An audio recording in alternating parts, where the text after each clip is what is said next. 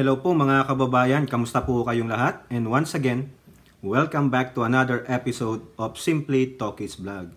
So ang pag-uusapan natin mga kababayan ay ito patin pong inyong senadora. Naku, nabubulol ako pag naisip ko to eh. Si Senadora Amy Marcos Manotoc Duterte.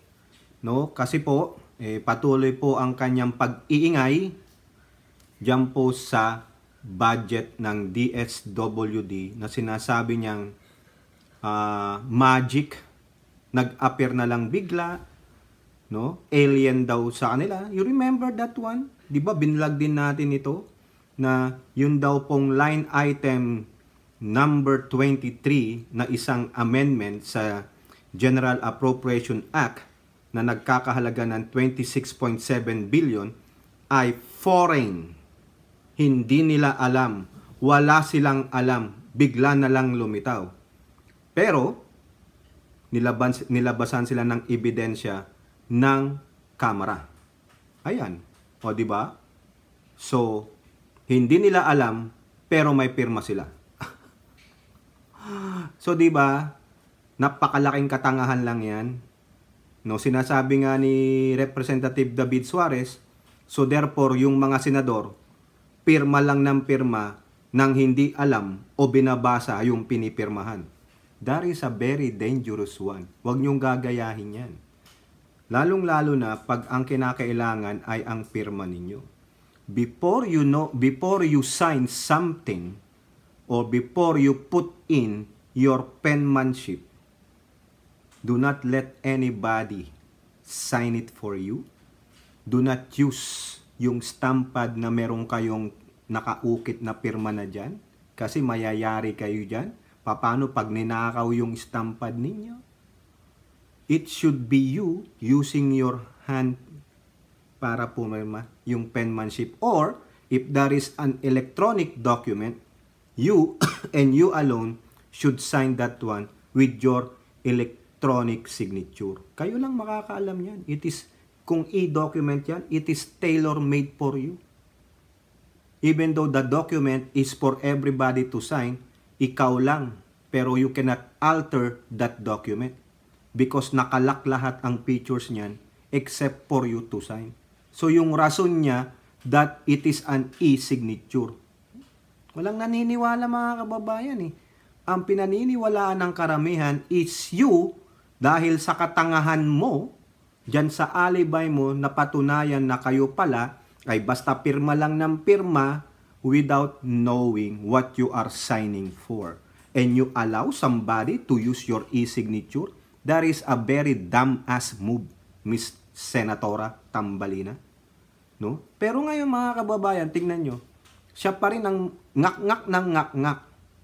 Yung kasama niyang dalawa dun sa kanyang hearing about that, no, yung dyan sa People's Initiative na dead na nga, hindi na nga nagpapatuloy, no? May bago na nga ngayon ng Kamara, meron na silang resolution of both houses number 7 which is coincide to the House resolution of both houses number 6 na nandoon sa Senado. Pero siya, patuloy niya pa rin binubusisi. Bakit? Kasi kailangan niyang panindigan yung ginawa niyang katangian para ma-justify niya sa atin na merong kabalbalan yung GAA. Di po ba? Mamaya malalaman nyo kung ano yung rebuttal ng mga congressman sa kanya, sa kanyang katangahan at pinipilit niya pa rin na isa pang pinangangalandakan niya, ayaw niyang madudungisan ang pangalan ng tatay niya. Hindi nung kapatid niya ha, tatay niya. Siya mismo ang sumisira ng pangalan ng tatay niya. Ang sabi nga nung kaibigan ko she is a rebel without a cause. Di ba? Yan. Yan ang ano natin, isa sa mga nakalagay diyan sa ating title, sa thumbnail. Amy Marcos, a rebel without a cause. Kaya ngayon, sabi pa diyan, sinulat ko na lang, Representative Bungalon, binigyan ng lecture ang senadora. Meron po talagang may pumalag na. Ito, batang-batang congressman pa ito. Di po ba? Pero bago tayo magpatuloy mga kababayan, nais ko pong magpasalamat at magbigay pugay sa lahat ng ating channel members. sa lahat po ng ating followers, subscribers, nagla-like at nagsishare ng ating mga videos. Maraming salamat po sa inyo at ganun din po sa lahat na nagsishare ng kanilang blessings through super chat, super stickers, and super thanks. Maraming salamat and may God bless you all. No? At oo nga pala, no? Ito matagal ko nang sinasabi sa inyo, no? I-segue ko lang. Kasi meron na naman po akong nabasang comment sa isa nating video. Napansin ko po eh. No? Sinabi ko sa inyo, ang gaganda na ng comments ninyo. Talagang nagko-komento kayo doon sa topic. Binibigay nyo ang inyong mga reaction at opinion. Pero itong isa na namang na, ewan ko kung dami lang siya, no? Mukhang hindi naman niya larawan yon. Yung ating video na kung saan, ibinigay lang natin sa inyo, ni-report natin sa inyo, yung mga good news na mga proyekto ng gobyerno. Good news yun ha. Alam niyo yung komento niya? Magkano ang bayad? Bayad na naman? Yan na naman? Yun napanood mo yon, ibig sabihin, binabayaran na ako. Matagal ko nang sinasabi sa inyo. Walang politiko, walang mayaman, walang grupong nagbabayad sa akin. May nag-aalok nga sa akin, gusto ko isama sa grupo pero I categorically deny them. I don't accept them. Yan pa kaya? Inuulit ko nga sa inyo, di ba? Kung meron mang magbabayad sa akin na politiko o grupo, to yung para anuhin sila, i-promote sila ng i-promote, better prepare $1 trillion or euros. Kung meron silang ganyan, no? Sige, tatanggapin natin. Pero take note, $1 trillion and 1 trillion euros. Hindi or yun ha. And, tandaan mo ikaw na kupal ka ha. Tandaan mo. Ngayon tatanungin mo kung magkano ang bayad. Gago ka pala eh. No? Nag-i-insinuate ka na nabayaran na ako. Nino? Ni Bongbong? Nino? Ni Liza? Ni Martin? Labasan mo na lang ako ng prueba. Kundi yung nagtatanong ka pa. Ibig sabihin, ang utak mo, mukhang bayad ka. Hindi ka makakomento ng tama doon sa video. Hindi ka makapagbigay ng iyong reaction at komento kasi kamote ang laman ng utak mo. Buti nga kamote pa, hindi pa yung tinggil ng mani ang laman ng utak mo. Sinasabi ko na sa inyo dito na magkomento kayo, magbigay kayo ng reaction dun sa bidyong napanood nyo, hindi yung tatanong ka, Brad, magkano ba ang binayad sa'yo? Gago. Kung nabayaran ako, hindi na ako mag-vlog. Putang ina. Gago no? Sino ba nagbabayad sa amin dito? Di sa YouTube, monetize yung channel namin Mga advertiser sa YouTube, pero yung insinuation na merong mga politicians, may mga big na tao nagbabayad sa akin, labasan nyo na lang ako ng ebidensya. Kung wala, ipa-digital kita sa MBI o sa FBI para mahanap kita at kasuhan kita. 'Di ba? Maski na nagtatanong ka pero mali ang pagtatanong mo, that's the insinuation. Malicious ang tanong mo, gago. Di po ba? Balik tayo sa topic.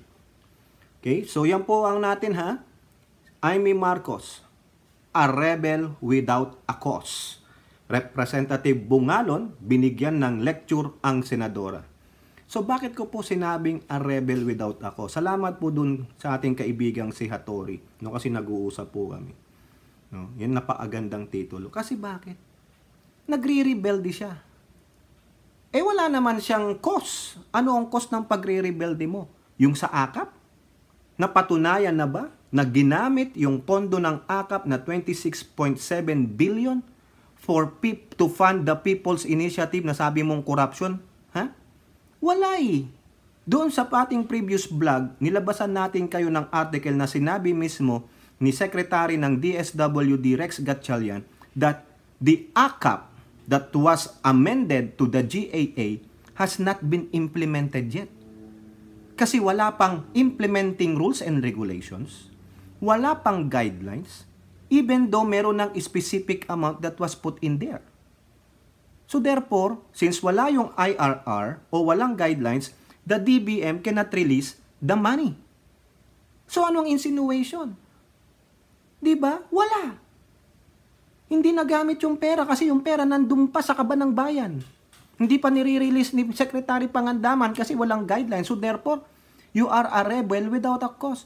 You are just doing a witch hunt. To what? To really get your cousin Martin Romualdez. Yung dalawa mo nga kasamahan, tumahimik eh. Nung nakita yung dokumentong pumirmahan nila, lalong-lalo na si Bato. Andyan, pruweba. Hindi ko po dinidilito. Kaya tignan ninyo. Ala kung pakialam kung makita nyo yung signature nila dyan. Just to show everybody that they signed that budget that was signed by the President way back December of 2023. So anong inangak-ngak mo? Nagmamalinis ka, Amy? Ha? Mamaya. Kaya nga sinabi natin, nilecturan siya ni Representative Bungalon, the very young. Yan ang mga congressman natin at congresswoman, no?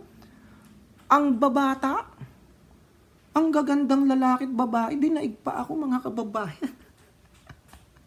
Di ba? Yan ang future natin. No? Tama yan, mga... I commend you, the young guns at the Congress, no? I call you young guns, no? Parang siguro yung moving young guns, no? Bon Jovi. Young guns. Parang si Amy, sabi niya, wanted or dead or alive, no? Gumaganong-ganon pa si Amy. I got this, yung malakas ang baril ko kaysa sa inyo. Ay ngayon, mabubutata siya mga kababayan, sinasabi ko sa inyo. Ulitin ko lang, wala pa yung pera. But she keep insisting that this AKAP has been funded more aside sa 26.7 billion. Bakit? Ito po, sa balita ng politiko, she will not stop. She is just like a little girl na hindi niya makuha yung gusto niya, nagtatantrum siya even though na mag-isa na lang siya. Sino kakampi niya? Wala. Nasaan yung mga Duterte Burak supporter? Nasaan yung mga vloggers niya? Di ba? Na dumedepensa sa kanya. Pinaninindigan nyo sila niya, maski na mag-isa na lamang ako, o mag-isa ka, mag-isa kang sumisira sa pangalan ng tatay mo. You are fighting for nothing. That's why it's called a rebel without a cause. If I may borrow that term, o praise. Di ba? Wala eh. Wala siyang mapatunayan. Witch hunting. Diba? Ito Sabi pa dyan, latest lang to sa ating bansa nung isang araw, 20. Labo-labo na. Amy Marcos reveals alleged drop in pension funds for AKAP. O tingnan nyo, dinamay na yung ibang entry doon sa GAA para lang daw maipasok sa AKAP. O in summation na lang ang babasahin natin dito sa politiko. Ito lang po, yung mga naka-bold dyan, no? Para hindi na tayo mahirapan pang magbasa-basa dito. Ang dami pala dito, no? Senator Amy Marcos reveals a 60 billion allocation for AKAP in the 2024 budget, raising concerns over potential, raising concerns over potential misuse for political gains ahead of election. Now, that's the insinuation? Iba na. Iba na ngayon ang takbo ng utak niya. Kung dito pa lang, sa statement na ito na ulat ng politiko, it is not about the People's Initiative anymore. It's not about the what? Cha-cha. It's all about the election for 2025 naman ngayon. O diba? Labo-labo na ang utak niya. Kinokonekta niya na lang. She is really maligning, besmirking, tarnishing the House of Representatives. Kaya hindi maiiwasan na ang mga congressman at woman natin ay pumalag sa kanya. Hindi siya tumitigil eh. Hindi ba to kinausap ni Subiri? Di ba? Tama na yan kasi yung dalawang leader nagkamayan na. O dapat itong dalawa, Subiri, kausapin mo ito. Akala ko ba, ano na kayo? Stop, stop, sabi ni Kiboloy. Pero ito, anong tinatrabaho nito? Wala eh. Di ba? Kukonek-konekta na lang. Maghahanap na lang siya ng para bang dahilan para sabihin na itong AKAP ay gagamitin. Igago ka pala, ba't ka pumirma dun? Mamaya malalaman nyo kung mag-a-agree kayo dito sa mga congresswoman na ito, congressman, ha? Ito, yung summation. Senator Amy Marcos claims a 26.7 billion allocation for AKAP was inserted into the 24 national budget with an additional, dinagdagan pa daw po, ng 33 billion in unprogrammed appropriation. Tandaan niyo yung mga pinagsasabi niya. So that will be a total of 60.7 billion o 659. I-round up nyo na, 60 billion. Okay? Marcos alleged the AKAP funds could walang finality ito, kundi just a malicious. Unang-una, tignan nyo, potential misuse could be used to gather signatures for a charter change. Could be. All of these are just speculations without the merit of proper evidence. Walang merit kasi walang mapakitang ebidensya na matibay. Ito pa sabi niya, a significant reduction in the pension and gratuity fund by 100.25 billion is highlighted, sparking debate over budget priorities and political motivations. All of these are speculations. Nag-iingay lang siya para mapansin siya, but what she is doing right now is siya na mismo ang sumisira sa pangalan niya. Siya mismo ang sumisira sa administrasyon ng kapatid niya. So nasaan ang hindi mo hahayaang sirain ang pangalan ng tatay mo? Don't tell me hindi mo kapatid si Presidente Marcos. Hindi mo tinuturing na tunay na kapatid si Pangulong Marcos. Even doon na sinabi mo doon sa Tan-Ok Festival na kapatid ka ng Presidente and you are shameless. Diba? Wala kang kahihiyan. Nakakahiya po, mga kababayan. Diba? Ito pa sabi niya, the President did not mention AKAP in the National Expenditure Program, nor was in the bicameral version of the GAA, yet it appeared in the final printed version. Labo-labong 60 billion ang inilaan. Di natin alam kung para sa bigas o sa trabaho o sa outright ayuda. She also barred that a comparison of the NEP, the National Expenditure Program, and the GAA would show that pension and gratuity funds was slashed by 110.25 billion from 253 trillion? Whatever the amount is, Daris. So isipin ninyo, mga kababayan, bakit ngayon ka lang nagdadakdak nung napirmahan na ng Pangulo ang GAA? Bakit ka ngayon nagdadakdak after 2 months na kung saan sinasabi mong electronic signature yung nilagay doon sa amendment line item 23 for the AKAP program ng DSWD? Why you did not complain back then? Kasama yan di ba? Hindi ba ipinaalam sa inyo? Pumirma kayo. You consented to that e-signature. Huwag kang magsinungaling, Senadora Jaime. Dahil kami nag-i-signature, alam namin yan, hindi po kami tanga. At lalong hindi tanga ang mga tao dahil meron ng social media na pwede kayong madibang, pwedeng maitama o magkaroon ng pagkakamali. Sobra ang iyong speculation, mga kababayan. Feeling niya, panalong-panalo siya, na ibibigay niya ang kanyang saloobin na itong GAA natin, the General Appropriation Act, is full of corruption. Na ang daming in-insert ng Kamara para sa kanilang political ambition. That's the speculation. And that is not true. Diba? Nasaan kasi ang ebidensya? Bakit ko masasabing that is not true? Pakitaan mo muna kami ng ebidensya na yan ay gagamitin para sa political ambition ng mga nasa Kamara. Ilalagak sa kanilang mga election sa 2025. Pero wala po Ang ginagawa niya is purely speculation. Now, she is looking for any entry in this GAA na sabi niya, ito lumitang budget, nilagay siguro dito. Meron namang item din na unprogram. Kine-question nga yan ni Pimentel. Nilalaban nila sa Supreme Court. Di po? Pero you still go ahead with the BICAM. You still sign there. You affix your signature whether it's a handwritten or an e-signature is still You still agree with that? Di po ba? O eto, mga kababayan, sinoplak po siya dito. Eto, sa ulat ng Politico. Madami tayong article. Pasensya na kung hahaba itong mga kababayan. Ano? Bakit ngayon lang? Lawmakers question timing of Amy Marcos issue with AKAP. Kala niya, hindi siya papalagan, mga kababayan.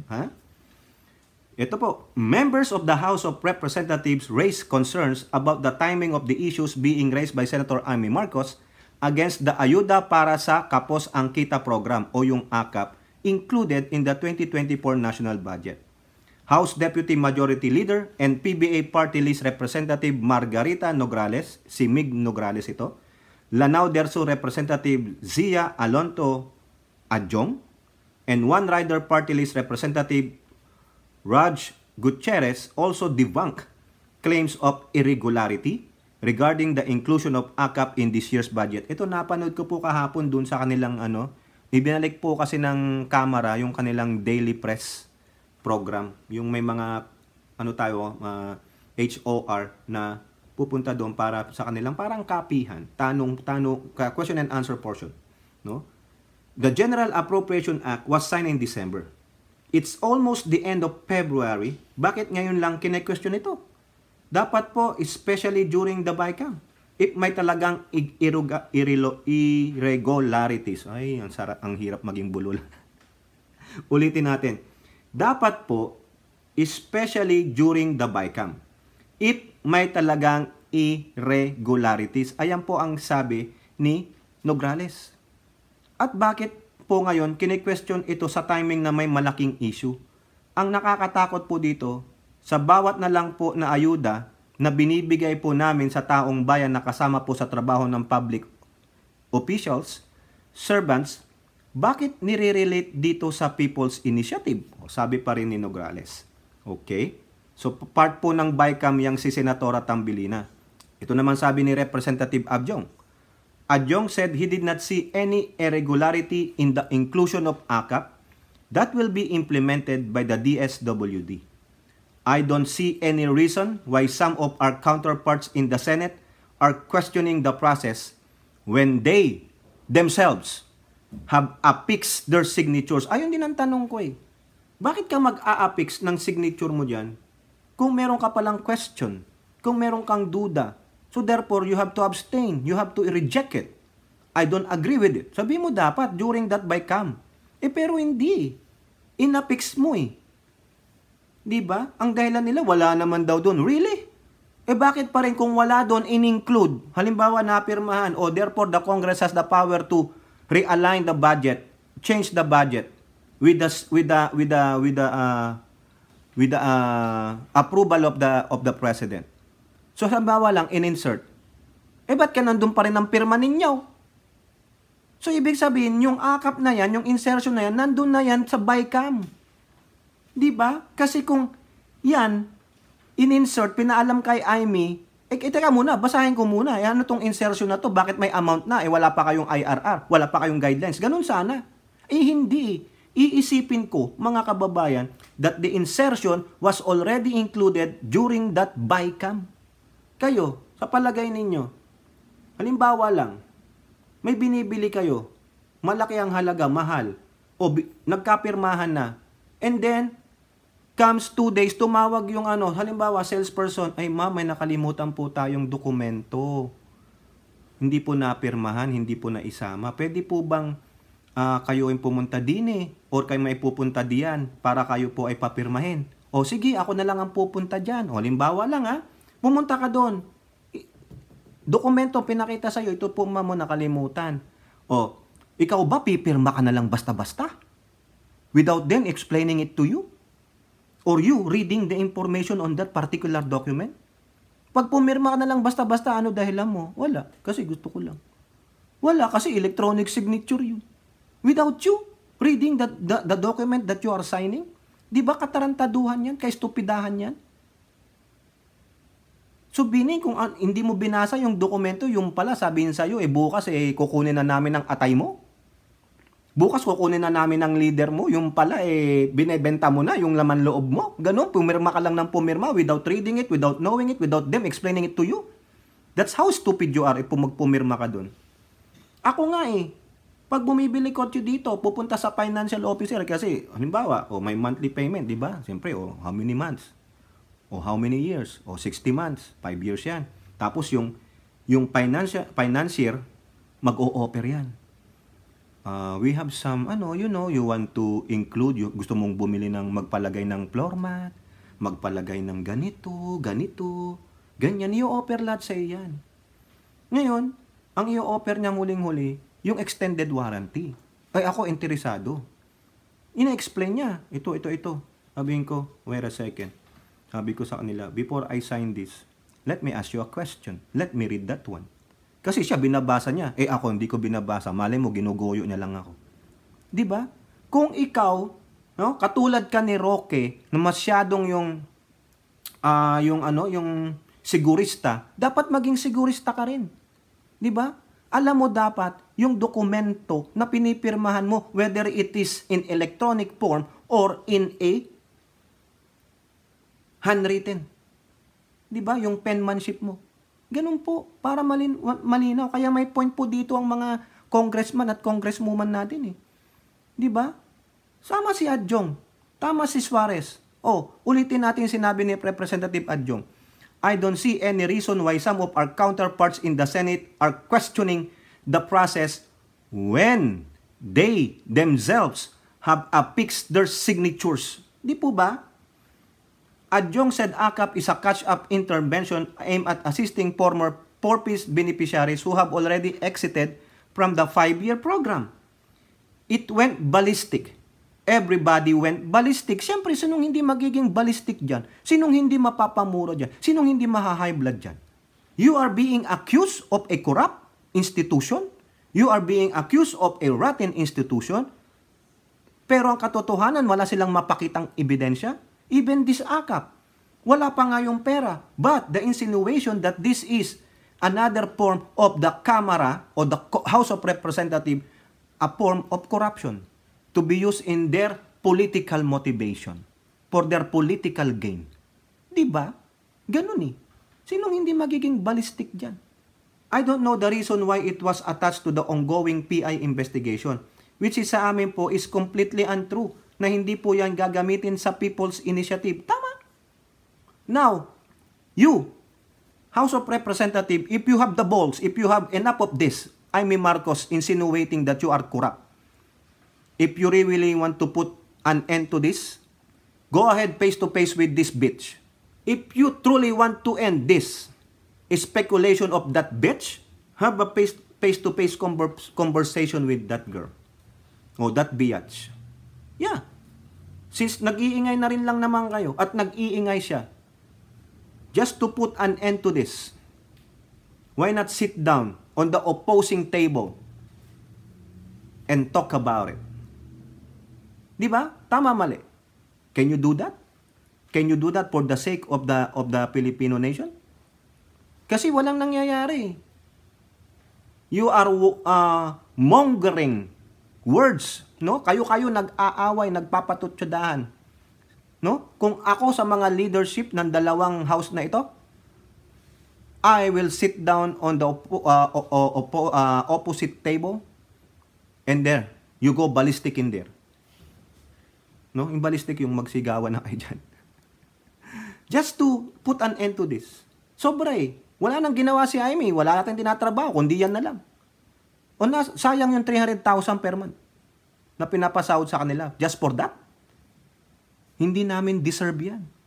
People doesn't deserve those accusations or speculations. People wants to see the result. Tama na yan. Ng puta naman.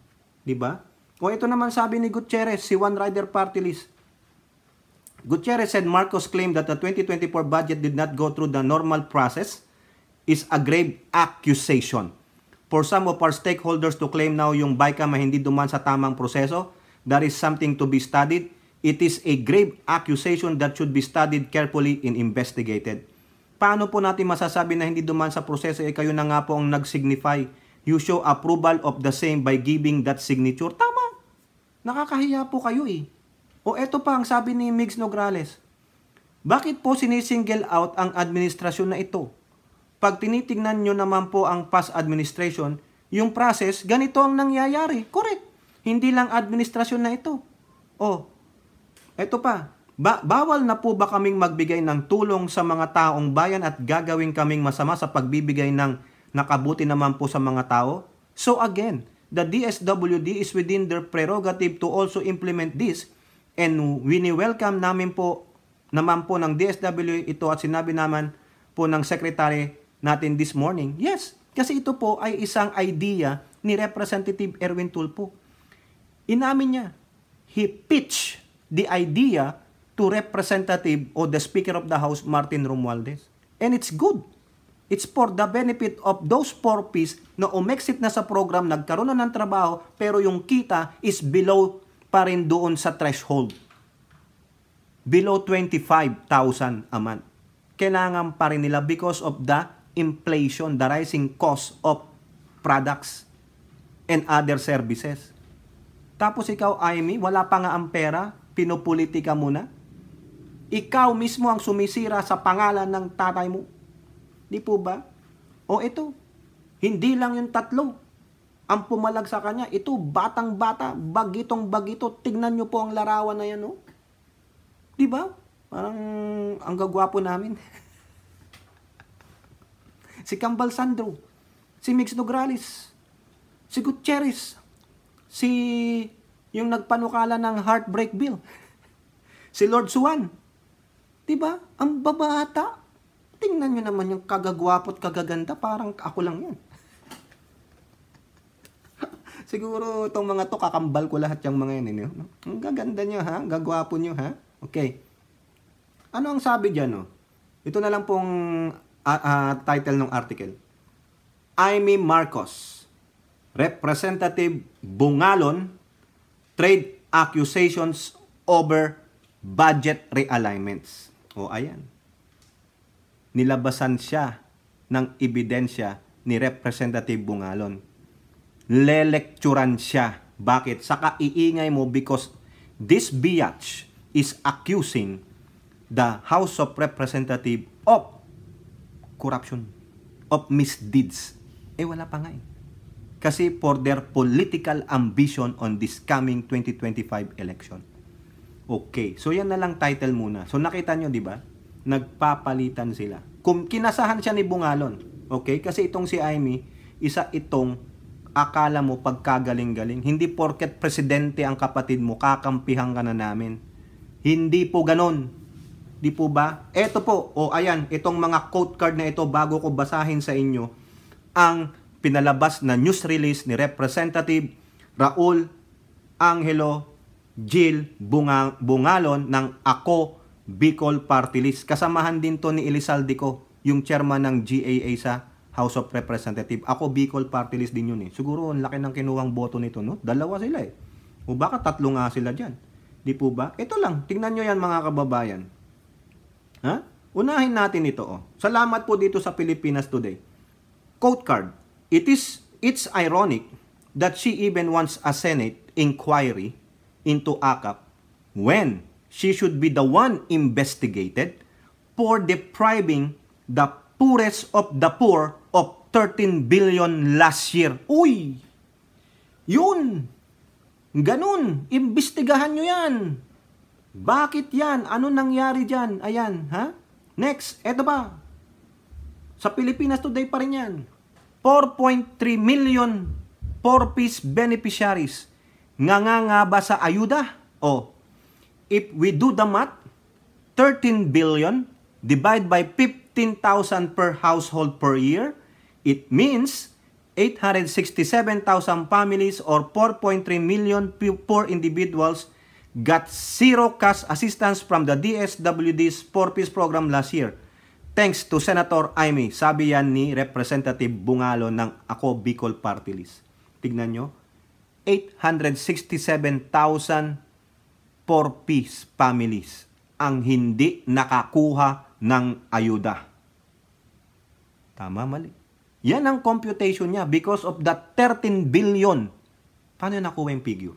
Ito po, nakuha po natin ito sa FB page. No? Isa pong nag-repost nito ay ito pong, banggitin na natin, for the first couple. Nasa public naman yan. Di ba? Ayan.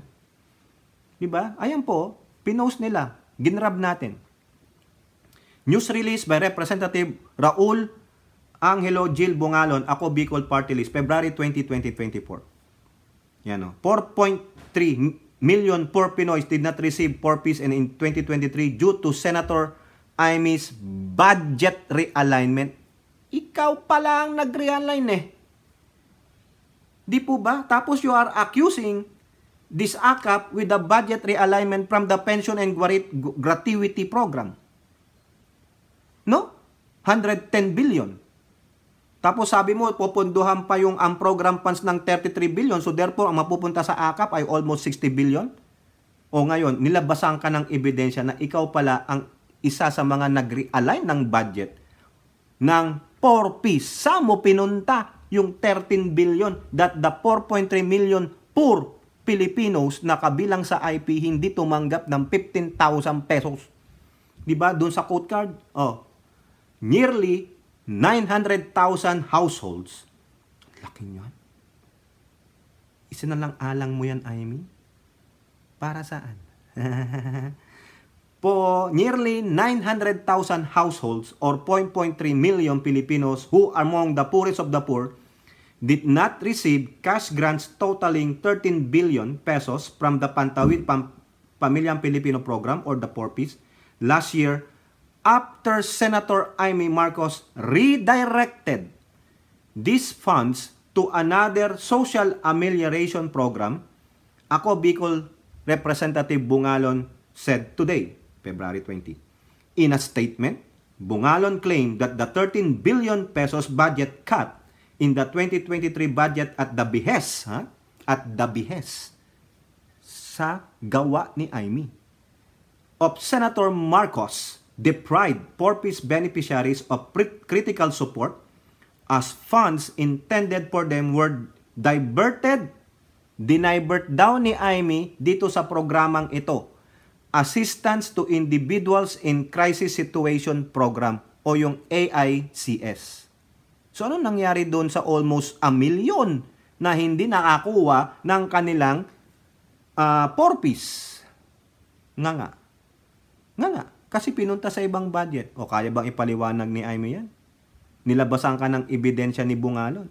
Quote, if we do the math, 13 billion divided by 15,000, yung binasa natin kanina, no? Per household per year means 867,000 families or 4.3 million per poor individuals got zero cash assistance from the DSWD thanks to Senator Amy.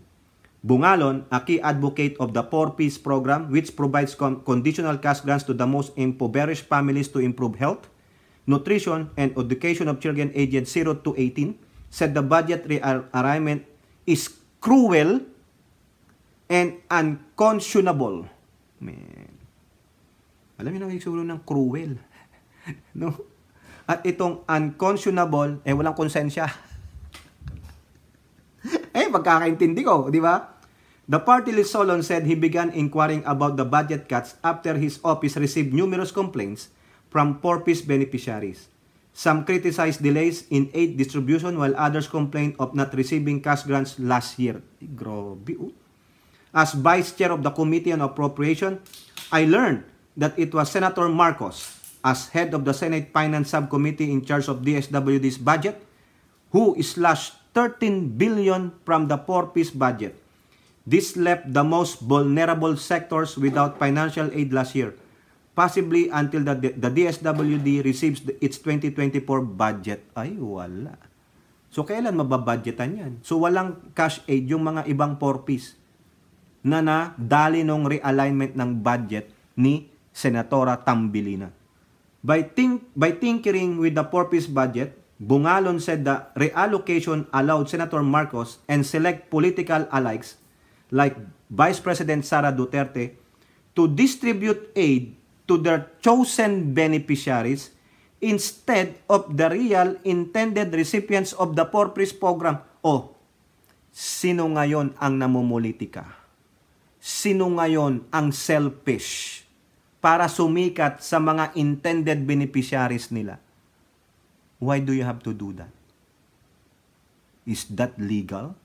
You deprive of the deserving poor piece family of their cash assistance. So nag-aantay ulit sila para mapondohan ng 2024.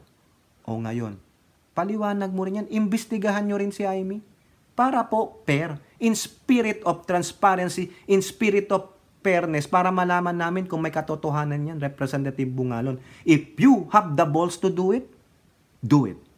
Pero ito, sana mapatunayan natin. Tawagin nyo siya. Di po ba? He said the 13 billion budget realignment is just the tip of the iceberg. Ay, wow.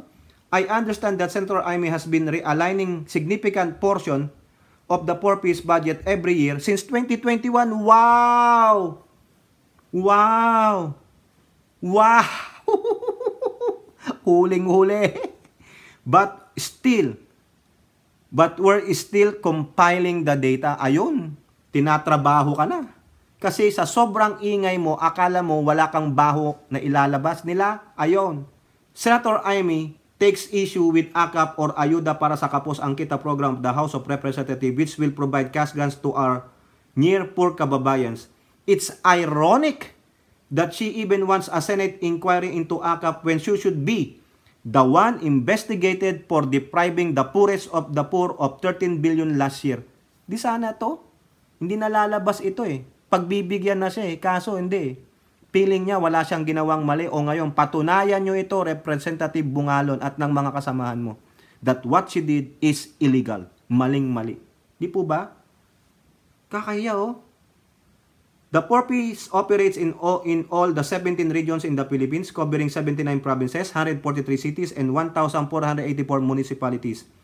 Beneficiaries are selected through the National Household Targeting System for Poverty Reduction, which identify who and where the poor are in the country. Under 4-piece, each household with 3 children may receive 1,400 every month or a total of 15,000 every year for 5 years. Oh, malaking ano pala ito? Di po ba? 1/4, malaki na yan. Di po ba? O saan mo pinunta, Amy? Dahil daw pinunta nila kasama si Sara Tamilmil doon sa kanilang mga napipiling mga beneficiary nila. Pagpapaganda ng pangalan. O sinong namulitika? O ngayon, kailangan imbestigahan yan, mga kababayan. Kailangan siyang imbestigahan. Di po ba? Tama, mali. Kudos kay Representative Bungalon. Kalkalin nyo. Dahil feeling niya, napakagaling niya. O, ang tanungin natin, nasaan ang kakampi mo ngayon? Nasaan si Bato na nagsabing hindi niya rin alam? Nasaan si Ejercito na nagsabing hindi niya alam? They lie low. Pero ikaw, a rebel without a cause, you keep doing what you are doing, insinuating. You are just witch hunting. Ngayon, sasabihin mo for their political gain. Talagang magwi-went ballistic sila dyan. Wala ka pang napapatunayan eh. Pero si Bungalon, no, may record. And they're still looking. Yung mga realignment mo since 2021. Wow. Yikes. Isipin nyo na lang, baka simula nung umupo siya dyan ng 2022. Oh, no. Kasi, nung, ano ba ngayon? 6 years, 22. Basta kailan siya pumasok? 2019? Diba? Kasi 6 years eh. Oh, tama, mali. Kaya ngayon, nagmamalaki ka, nagmamagaling ka, o ayan, kala mo, wala kang bungi. Kailangang masilip nyo yan ng husto, Representative Bungalon. Sige. Oh, eto pa. Inulit na naman ito. Si Rex Gatchalian, sekretary ng DSWD, ano sabi niya? Gatchalian, ready to defend AKAP aid before Congress. See? You have a balls. Alam niya, nasa tama siya. Alam niya na hindi magagamit itong AKAP para sa political gain ng mga whatever politiko dyan. Si Erwin Tulfo, sinabi niya, pag nabalitaan kong ginagamit ito sa katiwalian, I will be the one. Sabi niya, nakakastigo sa kanila. This is for the poorest of the poor. Ikaw, Amy, ano gusto mo? Baka ikaw ang may political ambition dahil ikaw ay isang re-electionist next year. Di ba? Baka kaya ka nagngangak nga kasi ano, gusto mo makuha ang pondo? Di ba? Gusto mo i-realign sa pondo mo? Oy, alam na this, di ba? Kasi siya ang nagsasalita. So therefore, mahuhuli mo na siya pala ang may kagustuhan nun for their political ambition na bago Di ba? From People's Initiative, pang popondo, pang babribe sa mga tao, sa mga distrito daw. Ngayon napunta na sa political ambition for 2025. Ay, ang galing naman mga kababayan. No? O eto, anong sabi ni Rex Gatchalian? Quote, "If I am invited in any of the chambers, whether Congress or the Senate, I will gladly explain the rationale why we like a program for the near poor." Ayan po ang sabi ni Gatchalian. The Secretary said the cash assistance program is vital to minimum wage earners like sales associates, mall cashiers, janitors, and security personnel. Di ba nakikita yan? Di ba? Sila yung nagbabayad ng buwis pero kadalasan nga lahat ng programa natin sa aming departamento ay nakatuon sa mas mahihirap pa. Pero sila iyong tumutulong sa ating ekonomiya. Pero sa oras ng kanilang pangangailangan, saan sila kakapit? Ang gobyerno kailangan responsive. Ang palagay ko ay panahon na para mabigyan sila ng atensyon. Tama naman. Kaya uulitin ko, welcome na welcome sa DSWD iyong paglagay ng akap sa aming budget. Di ba?